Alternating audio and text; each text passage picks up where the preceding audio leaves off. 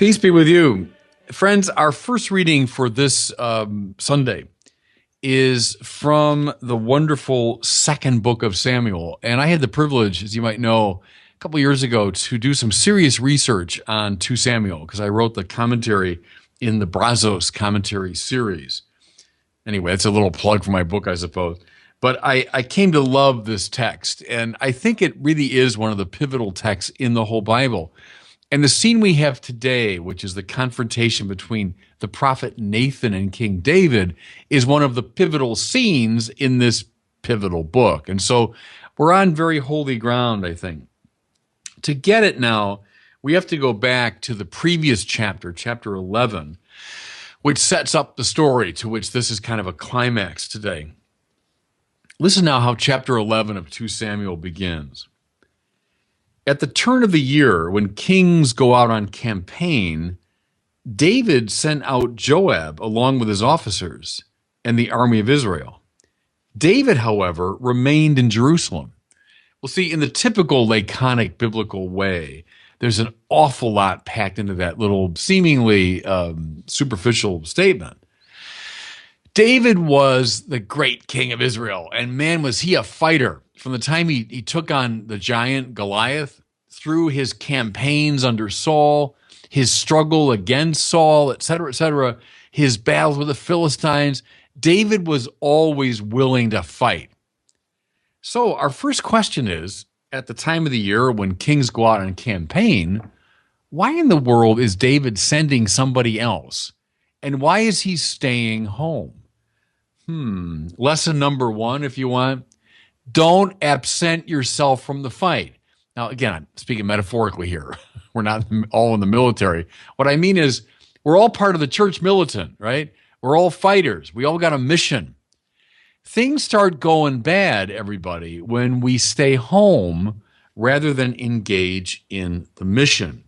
So watch what happens now to this, once intrepid warrior. One evening, David rose from his siesta and strolled about on the roof of the palace. Now, notice, too, this little detail that he rises from his siesta, and these are Mediterranean people, so people take siestas, which I think is a great custom, by the way. But in the evening, he rises from his siesta. How long was he asleep? The implication is this was a long nap that the once intrepid warrior has taken. And he strolls about on the roof of his palace. Now, see, watch it.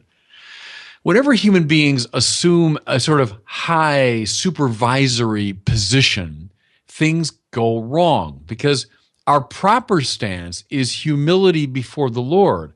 God is in a supervisory role. Our role is to hear and obey. David, and it's very interesting, as this story of Bathsheba unfolds, God is just not there. He's just not mentioned. He's not invoked. There's a problem. So David is staying away from the battle, and now he's acting like God. What happens? From the roof, he saw a woman bathing who was very beautiful. David had inquiries made about the woman and was told she's Bathsheba, wife of Joab's armor-bearer Uriah the Hittite. Now, beautiful woman, he sees her bathing, attracted to her, yes, indeed. And in itself, I suppose nothing really wrong with that. But the minute he finds out this is the wife, in fact, of the very man that he sends, the armor bearer of the man he sent to fight for him, he should have said, okay, she's someone else's wife. I can't be pursuing her, right? But he doesn't. What do we hear?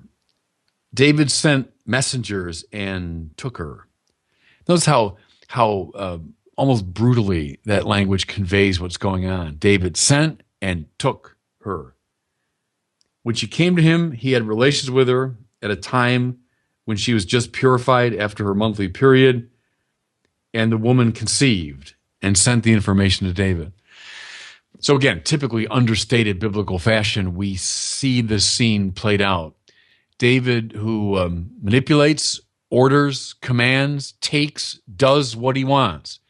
This is not the biblical ideal, everybody. The biblical ideal is always listening, obeying, following a higher will, not exercising in a godlike way our own wills. Okay, so David says, look, I'm in some trouble here. I got the wife of another man pregnant, but heck, I'm the king, so I can find a way out of this thing. And what's his plan? His plan is to send for Bathsheba's husband, Uriah the Hittite, who's off at war, where David should be, mind you. Sends for him, and he'll say, well, he'll come home and then have relations with her, and everyone will think it's his baby. Problem solved, right? But the trouble is David is up against a very faithful son of Israel.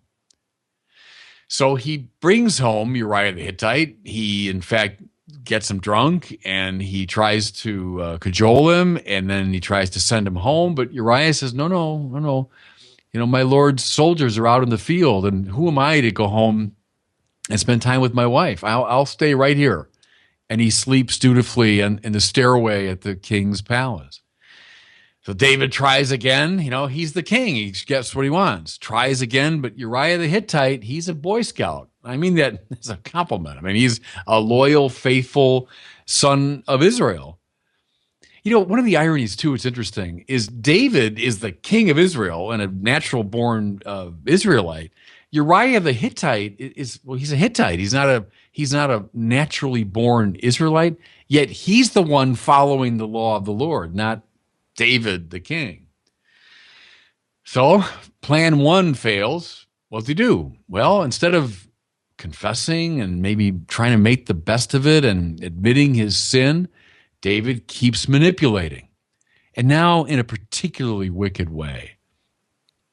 He sends Uriah himself with the command. It's in a military pouch, so Uriah doesn't read it. The command to Joab to send Uriah into the fiercest part of the battle, knowing full well that he'd be killed. Uriah, faithful soldier, does exactly what he's told. Notice he's obedient. David is bossing everybody around and manipulating.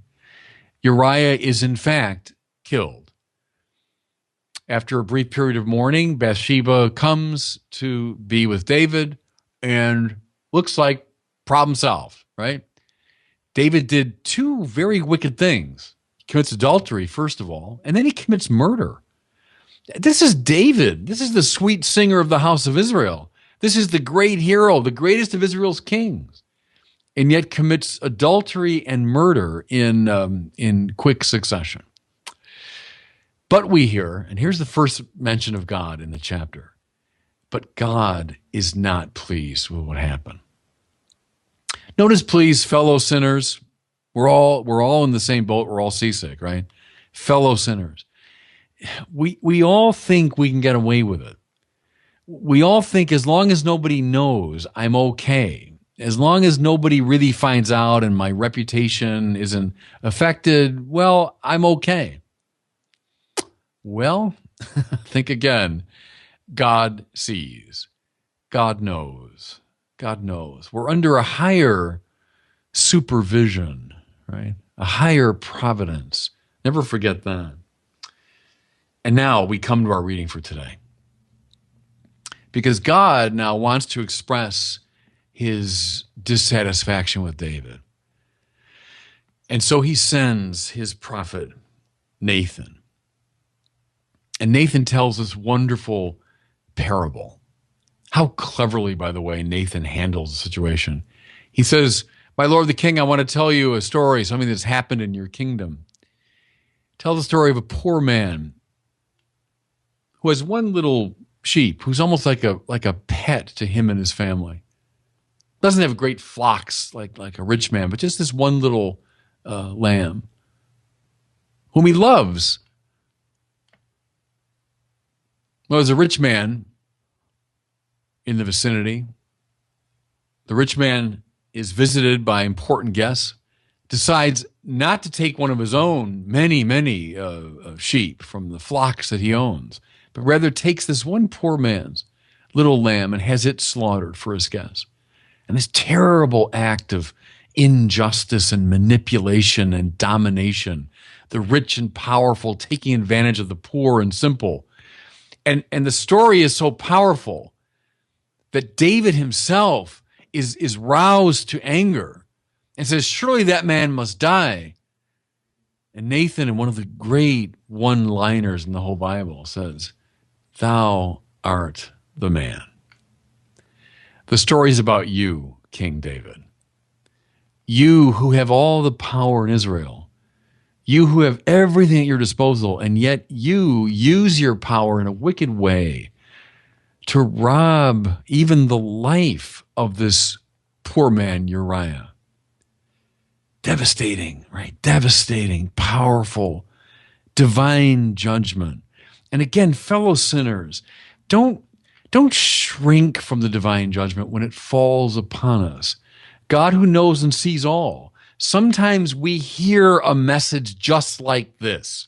When we know we've done wrong and it's named in a clear way, don't shrink from it, but own it as the cleansing judgment of God.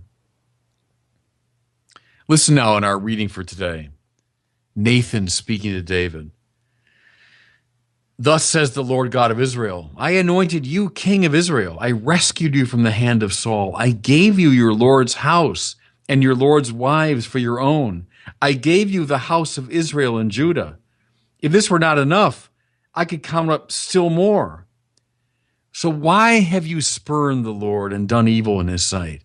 You've cut down Uriah the Hittite with the sword. You took his own wife as yours, and him you killed with the sword of the Ammonites. Now listen, the judgment. Therefore, the sword shall never depart from your house.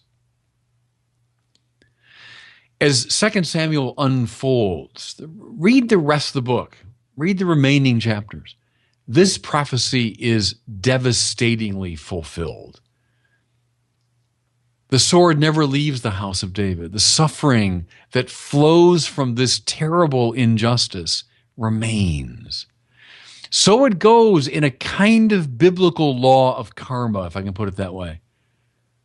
Don't think that your sin, that my sin is, without consequence. David's wickedness here is the source of tremendous suffering for himself and those around him. Does God forgive him? Yes, indeed. Nathan says to David, the Lord on his part has forgiven your sin. You will not die. But don't think for a second we're dealing here with cheap grace. Adultery and murder, I've been forgiven. La-di-da. God showed me his mercy. But God's mercy is not cheap. His grace is not cheap.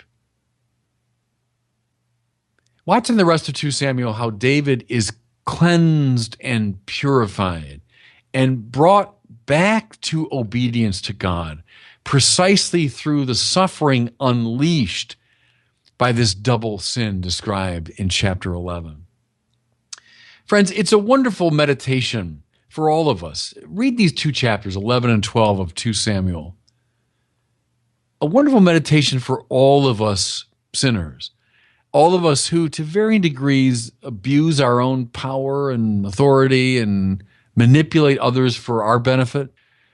Watch the dynamics of this great story unfold and offer your lives again and again in obedience as a gift to God.